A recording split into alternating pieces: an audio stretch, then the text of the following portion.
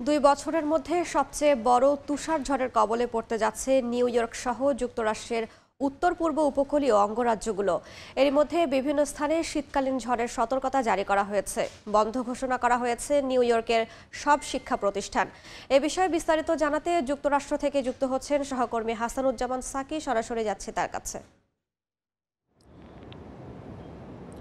ধন্যবাদ।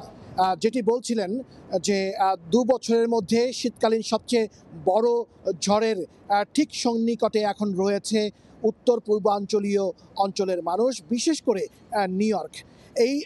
এই যে শীতকালীন ঝড়টি আসছে, সেটির কারণে অন্ততপক্ষে যুক্তরাষ্ট্রের ১৮টি অঙ্গরাজ্য এই শীতকালীন ঝড়ের কবলের মধ্যে পড়বে এবং প্রভাবের মধ্যে পড়বে।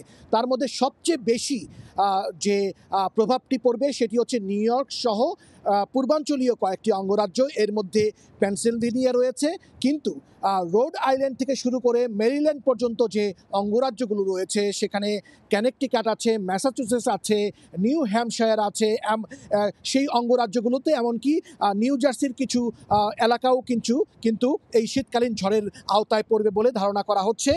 আবহাওয়া যে পূর্বাভাস এখন পর্যন্ত, তারা বলছে যে এই ঝড়ের ফলে প্রতি ঘন্টায় 2 ইঞ্চি করে তুষারপাত পড়বে এবং যত সময় ধরে তুষারপাত পড়বে, এখন থেকে 1 থেকে 2 ঘন্টার মধ্যে সেই শীতকালীন ঝড়টি শুরু হবে এবং স্থানীয় সময় আগামীকাল যে সকালটি আসছে অর্থাৎ মঙ্গলবার, সেই মঙ্গলবারের দুপুর পর্যন্ত এই ঝড় চলবে।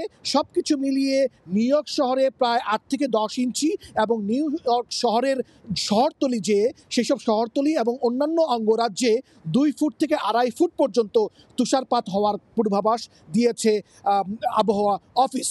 এবং ইতিমধ্যে তুষার ঝড়ের কারণে নিউ ইয়র্ক সহ বিভিন্ন অঙ্গরাজ্যে জরুরি অবস্থা জারি করা হয়েছে এবং নিউ ইয়র্ক সিটির মেয়র এবং নিউ ইয়র্ক স্টেটের গভর্নর তারা কিন্তু জনসাধারণকে সতর্ক অবস্থায় থাকার নির্দেশ দিয়েছেন এবং বলেছেন জরুরি কারণ ছাড়া কেউ যেন ঘরের বাইরে না বের হয়।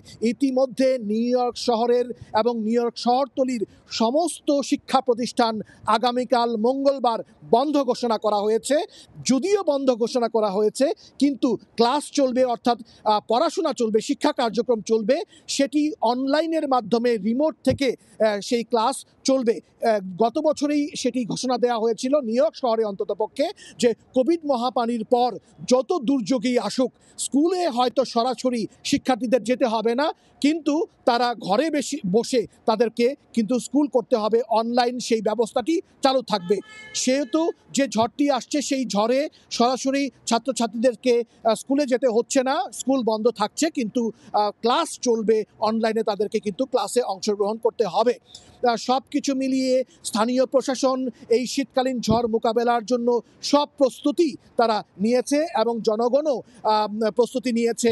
ইতিমধ্যে রাতের বেলায় বিভিন্ন জায়গায় শহরতলিতে দোকানপাট বন্ধ হয়ে গেছে, সবাই ঘরের ভেতরে চলে গেছে এবং তারা নিত্য প্রয়োজনীয় জিনিসপত্র তারা কিন্তু সংগ্রহ করে নিয়েছে, কারণ এই তুষার ঝড়ের পরে বিদ্যুৎ বিচ্ছিন্ন হওয়া থেকে শুরু করে নানান ধরনের ঘটনা ঘটতে পারে। সেই সাময়িক যে ব্যবস্থা এবং সেই ব্যবস্থা যেমন কর্তৃপক্ষ নিয়েছে, প্রতিটা ঘরে ঘরে এই দুর্যোগ মোকাবেলার প্রস্তুতি চলছে। এই ছিল আমার কাছে এই যে শীতকালীন ঝড়, যেটি আবহাওয়া অফিস বলছে যে 2 বছরের মধ্যে সবচেয়ে বড় শীতকালীন ঝড়টি আসছে, তার ঠিক আগ মুহূর্তের নিউ ইয়র্ক শহরের পরিস্থিতি। আপনাকে ধন্যবাদ। হাসানুজ্জামান সাকি, সময় সংবাদ, নিউ ইয়র্ক। নিউ ইয়র্ক থেকে সরাসরি যুক্ত ছিলাম।